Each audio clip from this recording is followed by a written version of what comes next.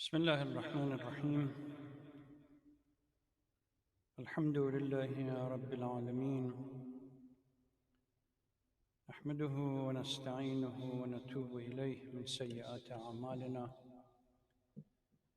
ثم الصلاة والسلام على سيدنا وحبيبنا أبي القاسم المصطفى محمد وعلى آله الطاهرين وصحبه المنتجبين. اللهم صل على محمد وآل محمد وعجل فرجه.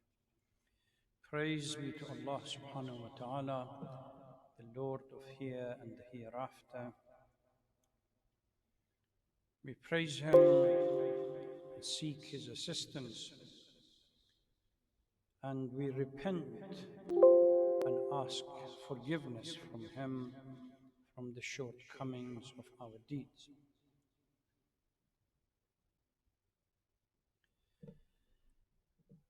Sisters and brothers, Assalamu alaikum wa rahmatullahi wa barakatuh.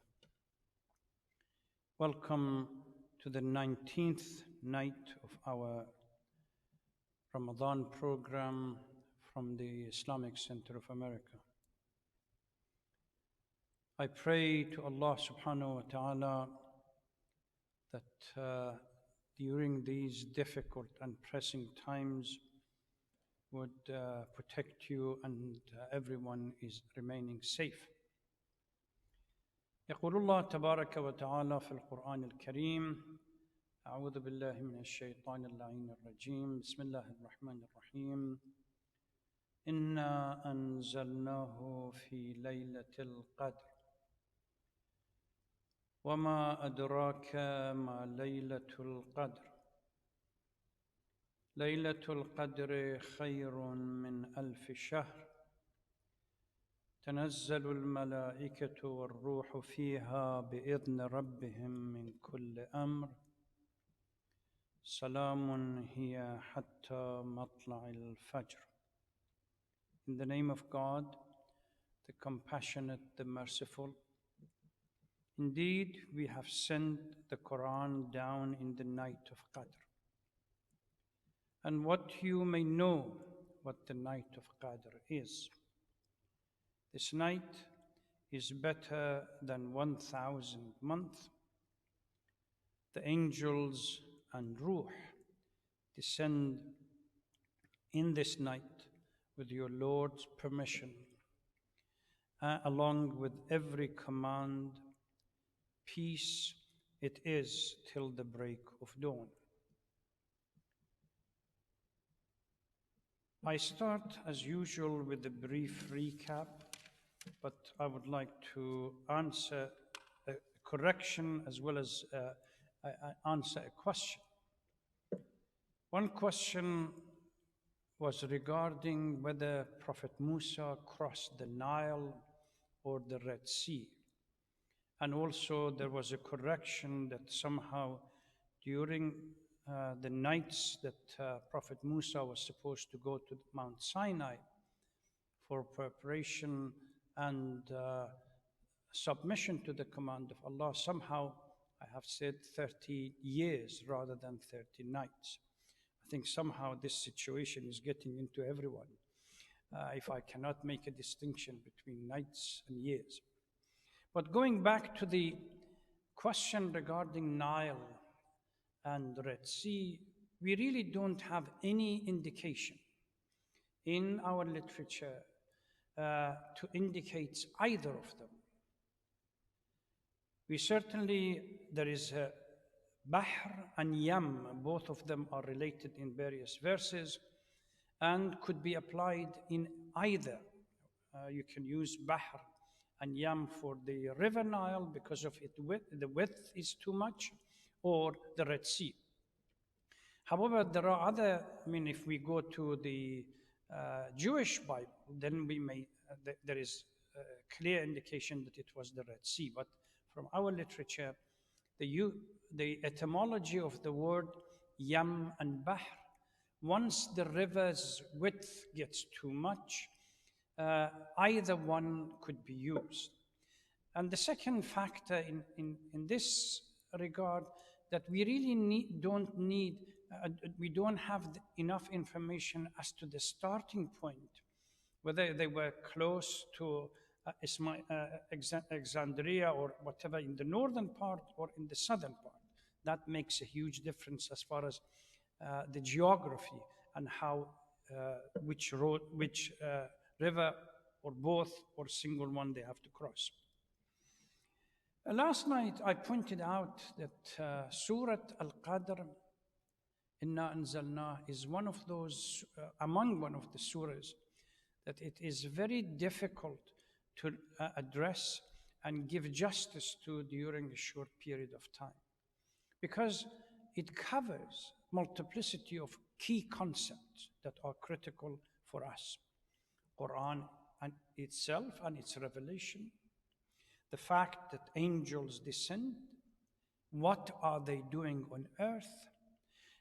We discussed this in relative detail by engaging a number of verses in the Holy Quran and proving that there was, in addition to the revelation of Quran, there is something else happens during this night, that destinies are decided, or grand decisions are made during this night.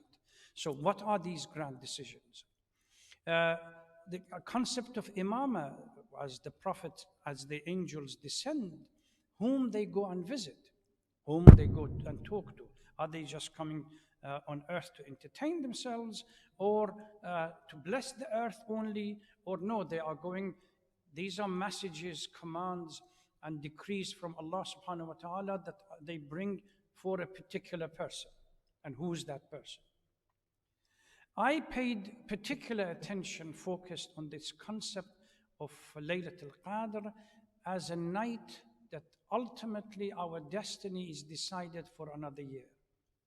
And I pointed out that from an historical point of view, at the beginning of the creation, neither time nor space, intrinsically, they have any added value to them. Over time, they are contingent to what happens within them. They become the vessel for the good deeds or the bad deeds. And particularly if you relate the time, particularly the space, to a few nights ago when I was talking about this, that Amir al-Mu'mineen salawatullah salam alayhi would, the public treasury, when he emptied it justly, he would offer 2 rak'ah prayer and ask that piece of land to witness for him, because now that piece of land has a unique value to witness for him on the Day of Judgment. Now let's continue, because we have again a lot to cover and hopefully wrap up this the surah tonight. As I indicated last night, commentators have agreed that Surah Inna Anzalnahu Fi Laylat al-Qadr is a Makki chapter. And it is famous for its declaration regarding the night of power, which again, if you remember last night, we brought Surah Hamim Dukhan into, or engaged Hamim Dukhan into the conversation, and verse 4 of Surah Al-Dukhan clearly indicated that something like this is a unique night, that decisions are made. And if you look at the books about commentary and exegesis, over 40 reports or interpretation of what is Laylatul Qadr exist in these books. From those that say night of hukm, which is a decision making, the judgment decrees from Allah subhanahu wa ta'ala regarding what happens in the next year. Laylatul Qadr, maintained by others, nothing to do with God's decree. The night so named conveys its own honor. It intrinsically has an honor. So that's a different opinion. Others claim that the name Laylatul Qadr and the importance that is given to the Laylatul Qadr is not just due to the fact that the decisions are made, because of the multitude of acts of obedience that takes place within this night or these nights, but particularly the latter part of the month of Ramadan, in which the Holy Prophet used to take i'tikaf and commanded or instructed his disciples and people that followed him to do such a thing. So because of the act of obedience during the latter part of the month and the worship performed by good people, it creates its own aura of holiness within the night, the collective prayer.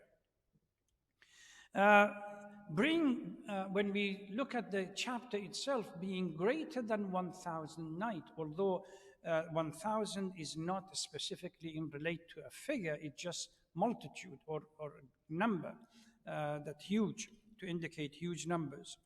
That underscores that during this night, because people, good people, sages, imam and others pray, and these prayers are collectively sent to heaven, it creates its own aura of holiness for that night.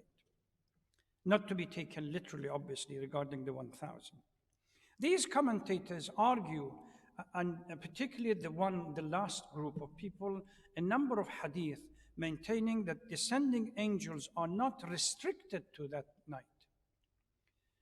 Every night descend, so long as Hujjah on earth exists, which is our living Imam, there is a communication between heaven and earth, and angels are going to be the medium of that communication.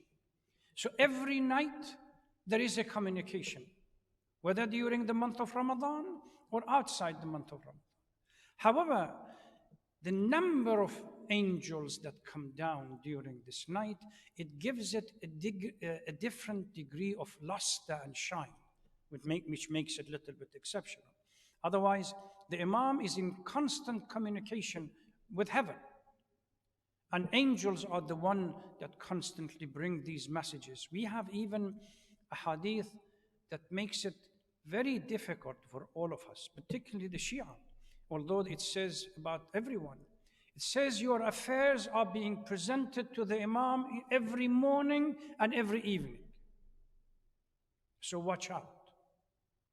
Where are we going to be when on the one hand we claim allegiance to be followers of Ahlul Bayt, and on the other hand our sinfulness and shortcomings are presented to the Imam? So this indicates that the communication is not specifically designated to this night, goes through the entire night.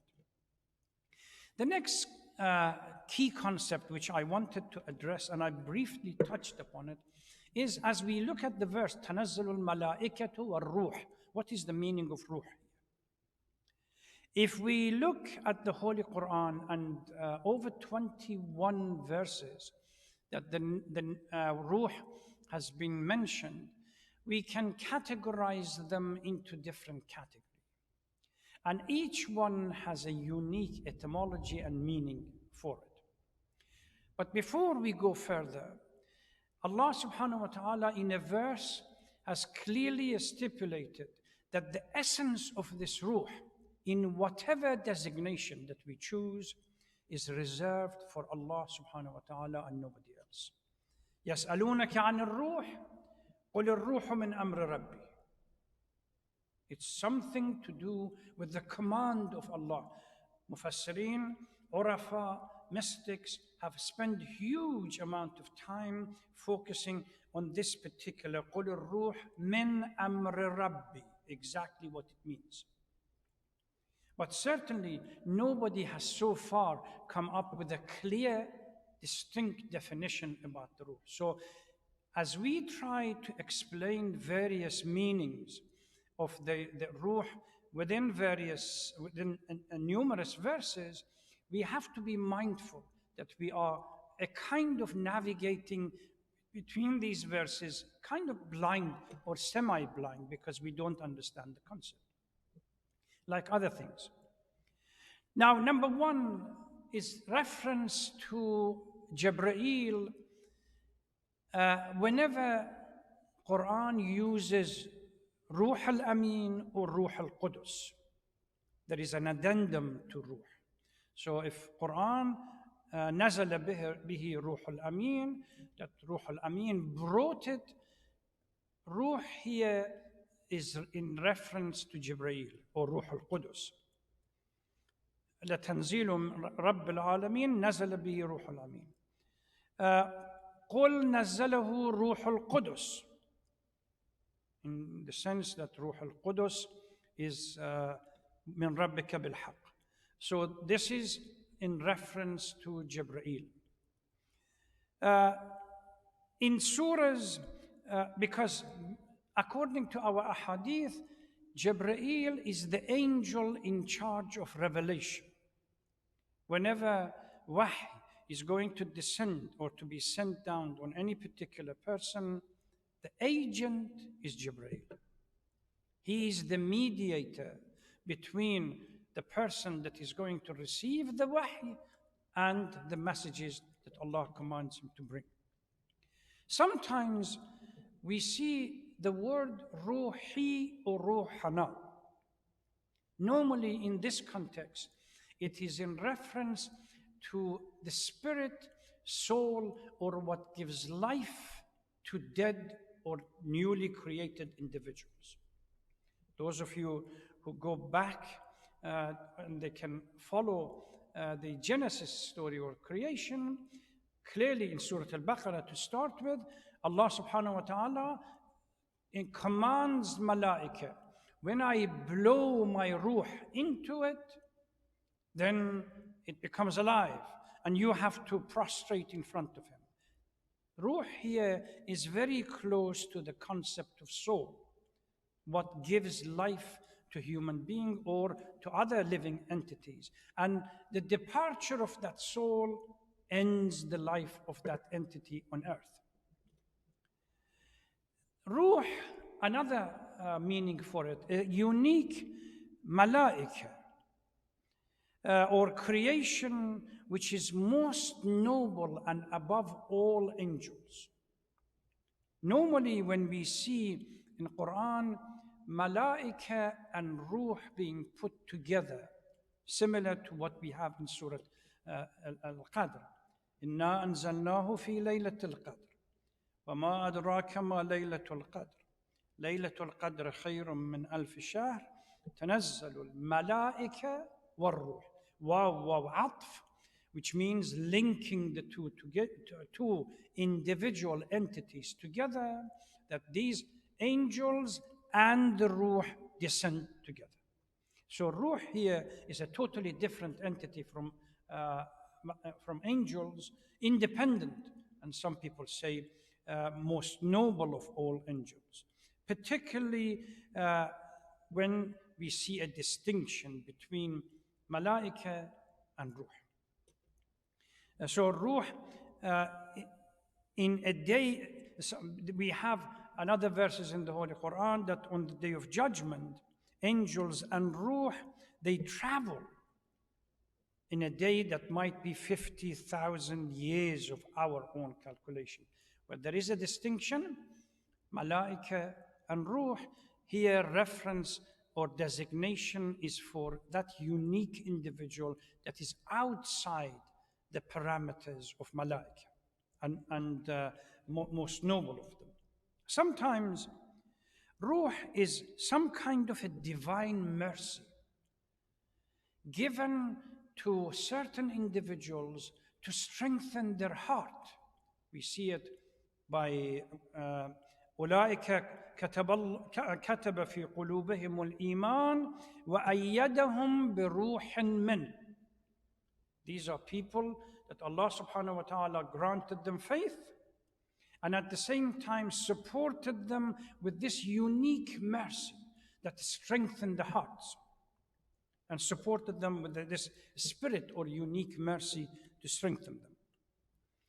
Sometimes ruh meaning revelation. It's nothing to do with the malaika or the supreme individual of the malaika or anything else. وَكَذَلِكَ أَوْحَيْنَا إِلَيْكَ رُوحًا مِّنْ أَمْرِنَا. This ruh here is clearly in reference to the revelation. We have commanded. This amr is we of authority. command, out of this authority, we have created revelation and we have given it to you. Or another verse that says, يُلْقَى الرُّوحِ مِنْ أَمْرِهِ عَلَى مَنْ يَشَاءُ مِنْ عِبَادِهِ. Whomever that Allah subhanahu wa ta'ala chooses will send that person the revelation, and he will be in recipient, or might be she will be in the recipient of some kind of communication with the divine. It doesn't have to be Prophet Jibreel as the agent and the mediator, because we have verses in the Holy Quran that Allah can communicate with individuals, either through sleep or through hearing or something. So this could be in reference to that. But I said, despite all of this, we really have to understand that nobody, Allah has reserved the concept, the essence of the ruh is unique privilege to Allah subhanahu wa ta'ala. Nothing more, nothing less, nobody else. Another issue, another key concept here, that we have a number of ahadith from our imams to focus on it and develop it in our discourse on imam. That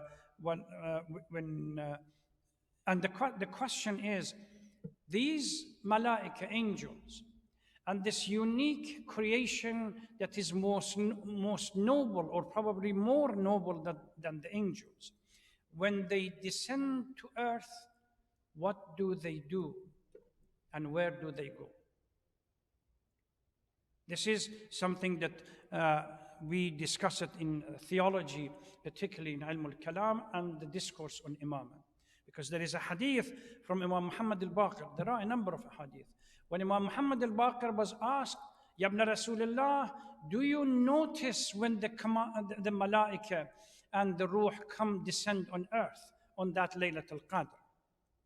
And the response, كيف لا نعرف والملائكة تطوف بنا فيها.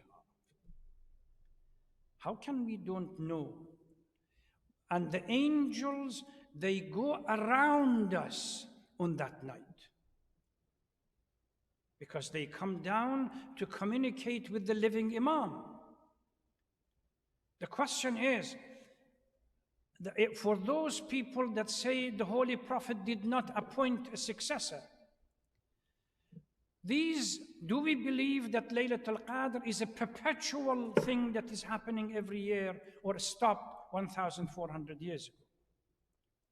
If the destiny of the world needs to be discussed with anyone during these nights in perpetuity, who is it that is receiving them? This is the angle that Imam tells his disciple to focus on kalam and this discourse on imamah. And even during occultation, we can use the same kind of argument for the living Imam to become the recipient of all this wahy and communication with heaven during the night of Qadr. Now, due to limitation of our time, I want to come and quickly, as much as possible, wrap it up. But one major issue remains, which somehow links to the question and the discussion that I had last night regarding destiny and the command and the instruction and what Allah subhanahu wa ta'ala is going to write for the next year. Humans, and that is what we call in theology qada and qadar, the decree and the command of Allah subhanahu wa ta'ala regarding the things that happens in this world. Humans, both those who somehow orientated towards metaphysical or deity, or even those that didn't, have always spent huge amount of time trying to understand, are we as human beings free agent, or are we robots controlled by some metaphysical reality outside, or somewhere in between? There is a degree of freedom and there is a degree of limitation. This is the gist of free will and kalam between Ash'ari, Mu'tazila, and the Shia kalam that exist. This is not the time for it. But I want to move on. In Kull Amrin Hakim, that Surah Dukhan talks about, chapter and verse number 4, this grand decision to be established. Are we depending on our own position and location vis-a-vis Jabr, which is predestination, Takhir, free will, God has nothing to do with it, we decide, or somewhere, as our Imam said, in between? How much is our agency or our role in the decision that are being made by Allah and the command and the decrees for the next year? Are they made independent of our action or contingent to it? This is a critical issue that I wanted briefly addressed, when an inherent honor, dignity, or special privileges given to time, I rejected it. Coming to this conversation. If we look, and by the way, I'm trying to be as brief as possible. Every single one of these steps, we could spend weeks discussing and unpacking them. If we look at the Holy Quran, there are certain words and phrases used that clearly indicates absolute decree, no change whatsoever. Quran refers to Lawh al-Mahfuz. These are preserved tablets, recorded tablet, that is not going to change. Whatever in Lawh al-Mahfuz, sometimes referred to as al-Kitab, Kitab Mastur, and so on, becomes Sunnatullah, as the verse in the Holy Quran says, وَلَن تَجِدَ لِسُنَّةِ اللَّهِ تَبْدِيلًا. It's not going to change. But not all the decrees are compartmentalized or compacted in this tablet. There is another lawh that Quran talks about, Lawh al-Mahw wal-Ithbat, which means contingent law. Depends on the causality and cause and effect. Here, where is our agency comes in. And the verse in Holy Quran, يَمْحُ اللَّهُ مَا يَشَاءُ وَيُثْبِتُ. Allah subhanahu wa ta'ala has the power to remove something that has been written and to decree again. وَعِنْدَهُ الْكِتَابِ. And He preserves, He holds to that unique tablet that are non-changeable. So during this Lawh al-Mahw wal-Ithbat, that could change depending on causality, causes that we create, then things could change. Let me give you an example. We know there are a number of verses in the Holy Quran regarding inescapability of death. كُلُّ نَفْسٍ ذَائِقَةُ الْمَوْتِ. Not a soul that will escape. That is inevitable. That is in the Lawh al-Mahfuz. But the time that I have, the age that you may have, it's contingent on a number of things. Number one, good deeds. We have certainly ad-du'a, and number two, dua.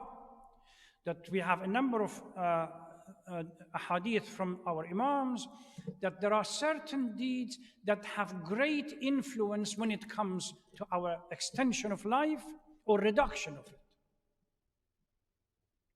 Because there is another hadith, من يموت بالذنوب أكثر ممن يموت بالآجال, a hadith, that sin shortens the life, and people that will fall and die because of the shortness of life that has been as a consequence of their sinfulness. So those of you, we have read Dua Kumail, and Dua Kumail, we ask Allah subhanahu wa ta'ala to somehow forgive the sins that brings calamity, sins as a consequence, as a cause for something. So here, or another one, as-sadaqa taruddul qada.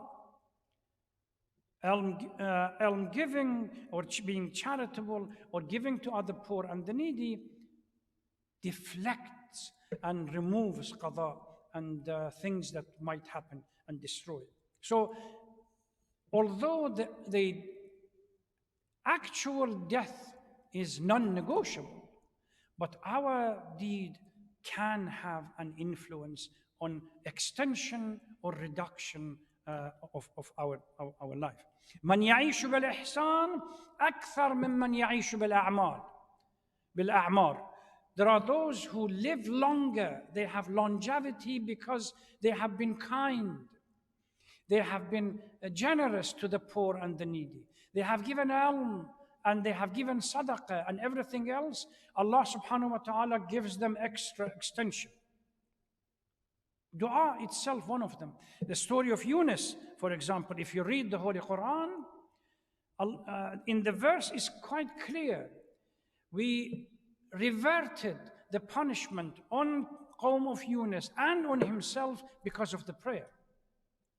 If it wasn't for his prayer in the middle of this great fish or hut, we would have let him stay there forever. And his qawm, his nation, we remove the iqab and punishment from them because of that sincere and humble prayer. There is a hadith from the Holy Prophet when it comes to destiny. Ash'ara claimed that our destiny is fixed by individual command on a regular basis. Literally, God micromanages our life.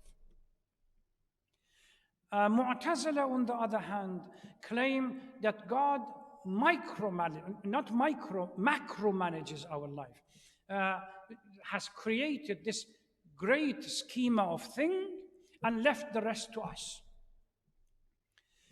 Our hadith clearly states it's between this and the other. And there is this hadith from the Holy Prophet regarding this destiny of the Laylatul Qadr. Ya Rasulullah, anahnu fi amrin furiga min aw fi amrin musta'naf. O Holy Prophet, when we talk about this destiny has already been sealed and finished and we have no say in it? Or no, the destiny is flexible, contingent, that we can have some kind of contribution and input in it. فأجاب في أمر فرغ منه وفي أمر مستأنف. Both. Certain part of our life is in the Lawh al-Mahfuz, al-Kitab, no change.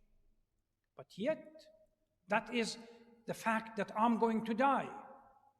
The second factor is how long before I die. What's the age before I die? It depends on what we call the contingent and the externalities that we have. If I become sinful, every sin, one of the sins that we have in ahadith mentioned is being disrespectful to parents. It shortens the life very quickly. And being respectful, the reverse, humble and to them and compassionate to them extends the life. So the Holy Prophet says that it's somewhere between the sealed and the flexible. This is where the hadith from Imam Ja'far al-Sadiq comes in to support this. He says, if you look at the 3 nights, the 19th, the 21st, and the 23rd. Prediction happens on the night of the 19th. Written down on the 21st, sealed on the 23rd. What does that mean? Prediction based on our past amal takes place on the night of the 19th. If we don't do anything to change, then the 21st becomes the night of writing it down. And still, if we become oblivion to the reality and forgetful, on the night of the 23rd, it will be sealed down. Why? Because Allah subhanahu wa ta'ala would say, how many opportunities I should give this servant? And he or she doesn't listen. So the idea, this is why our A'imma, they did not clearly identify the night for us, hoping that we benefit from all these nights. If we stand on the night of the 19th, the first night, based on the sinfulness of a year, the forgetfulness of the year, there is no destiny. This destiny is going to be the same thing. If we haven't done anything during the month of Ramadan to change anything. So we stand on the night. Prayer matters. Humility before Allah subhanahu wa ta'ala matters. Asking sincerely and humbly from Allah to help us changing our life matters. If we begin to change on the 19th, the writing of the 21st is going to be slightly different from the writing if we didn't do anything. And if we continue this action, the night of the 23rd, it will be a different book to seal on it for the future, rather than the one I had on the night of the 19th. It will be a tragedy that this opportunity being created for us to become active remember, إن الله لا يغير ما بقوم حتى يغيروا ما بأنفسهم. We really need to take, as they say, the bull by the horn and accept the reality that if you want a better future, you have to work for it. These are the opportunities. And if we miss them, who knows? We cannot stand up and say why my destiny was the same as last year, because my action was the same as last year. The first step towards change is tawbah, repentance. Reflection. Remember a few nights ago I talked about the concept of tawbah from Amir al-Mu'mineen point of view. Reflection and resentment of the past, but making decision and determination to change and move forward and not to go back. May Allah subhanahu wa ta'ala grant us the privilege of being able to do something during these nights. And because, as I said, it's going to be a tragedy if this opportunity slips by and we don't do anything. I end in the same way that I have ended every night in the past nearly 2 weeks or so, by asking Allah subhanahu wa ta'ala to protect, save, and look after people that have gone out of their way to protect the community. The list is huge. So we ask Allah subhanahu wa ta'ala to protect them, to save them, and grant them and reward them amply for the sacrifice that they are making. Thank you very much. During these nights, please remember other people within your prayers. Focus on praying for others rather than praying for yourself. Because as the hadith says, you haven't committed a sin for when you pray for somebody else, and your prayer will be accepted. Thank you. Wassalamu alaikum wa rahmatullahi wa barakatuh.